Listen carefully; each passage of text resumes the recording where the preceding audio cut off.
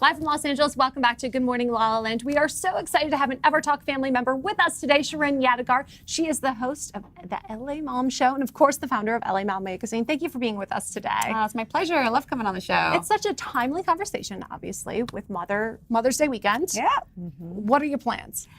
Well, it's not about me, Mother's Day. It's about my mom and my mother-in-law, which I'm sure all of the moms from my generation feel the same way. So it's really not about me, but it's nice. The girls come into my bed in the morning and they bring me coffee and they let me chill out, and I'm not making lunches and I'm not running around. So it's nice. I love your mission and the purpose behind what it is that you do. Would you mind sharing that with us? My mission is to help empower my moms. I mean, that's why we started LA Mom Magazine. It's really to help empower moms to be the best they can be. There's no such thing as perfection, but it really takes a village. And I think if we all help each other and if we help guide each other and we work as a team, I think that we're all better moms for it. So it's such an important, just to have the conversation is so important. And I remember, my son's 23 now and I'll be with him this weekend, but I didn't have a big support group. I think it's important and really great that you're able to do a show and bring in the conversation, whatever. So what are some of the key takeaways that you've had after so many interviews and doing the magazine? What is the big takeaway? A lot of it is to just really let your children be who they are.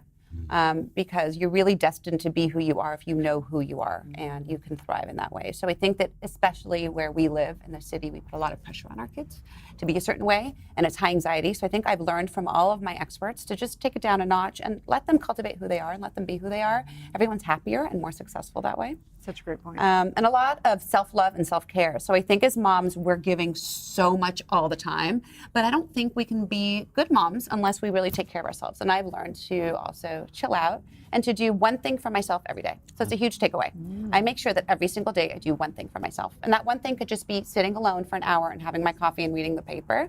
It could be going to the gym, but whatever it is, there is one thing that I do for myself every day. And then when I pick up my kids at 3 o'clock, I'm a lot more relaxed, and I don't feel like I'm constantly just giving. I feel like I've done something for myself as well, and I'm ready now to give again.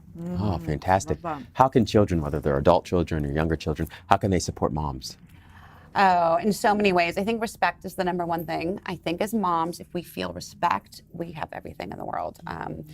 Just don't be rude. Don't feel entitled.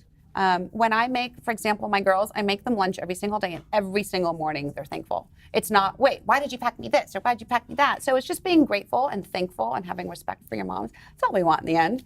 We chose to be mothers. Children didn't choose to come into our lives. So we're doing it out of love, and all we want back is a little bit of respect. But Shirin, how do you cultivate that attitude of gratitude, especially with children in LA who may have more opportunity, more material goods, and access to anything and everything they could have ever wanted or dreamed at their fingertips? I mean, how do you do that? Well, we raise our family with a very spiritual, moral compass. So we're Jewish. I don't think it matters. You could be Muslim, you could be Buddhist, you could be Christian. But I think if you have a little bit of religious foundation in your home, it teaches them that life is greater than yourself and that you need to be grateful. So we actually say a blessing before we eat our bread because God has given us bread. And we say something every morning when we wake up. We say the Modani, which means thank you, God, for allowing me to smell and to see and to feel and to put my feet down on the ground and to really be present. And my kids do that every single morning. And I think that living that life gives them gratitude for everything they do. For sure. They don't take it for granted. Sure. Absolutely.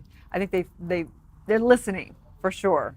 I remember my son kind of like rolling his eyes, and then years later he'd start rattling off stuff I'd say. I'm like, oh, you're listening, But I do think they're totally born with their nature. I always thought it was how we nurture them, and they really are born with their own little personalities. They are born with their personalities, but I do believe that love goes a long way, and support goes a long way. And I think about people who grow up, down in like Compton without a real family structure and grow up not having teachers and mentors and people who really are guiding them.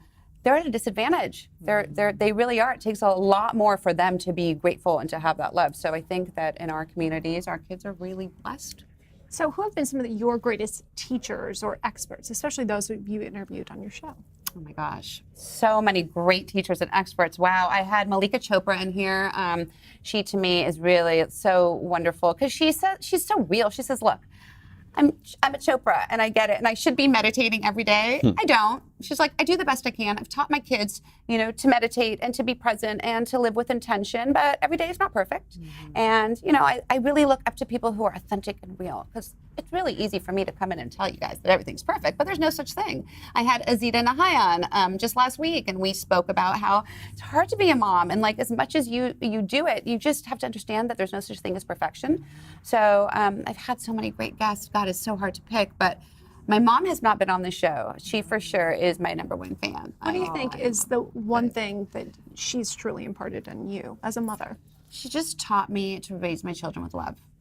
She did it to me, and they migrated here from Iran. Their life was crazy. They had nothing. I mean, my parents were both working, 2 full-time jobs when they came here, but there was always so much love. And she said to me, it doesn't matter what you have monetarily. It doesn't matter what you do for a living. As long as you've got that love, just love your kids, and they'll feel it, and they'll grow up feeling so confident. They'll be good people. So I love that. Taking that with Great me. advice. Well, happy Mother's Day. Thank you. Happy Happy Mother's to Day. all the moms out there. And the fathers as well. There's a lot of single dads out there as That's well. right. So, That's yeah. right. And it takes a village. And I love what you all are doing here, because you bring in so many experts, and you are cultivating so much love and passion and goodness. So Thank you, Shirin. really keep doing what you guys are doing. Yeah, Love your you show. We Please appreciate you. remind everyone where they can find, follow, and contribute to you and LA Yes, so Mom EverTalk TV, Moms Matter, LA Mom Magazine. Follow us all on Instagram, and you'll know where to go and what to see at LA Mom Magazine. Thanks so much. Thank you so much. Stay Thanks tuned. for having me. Good morning, La La Land.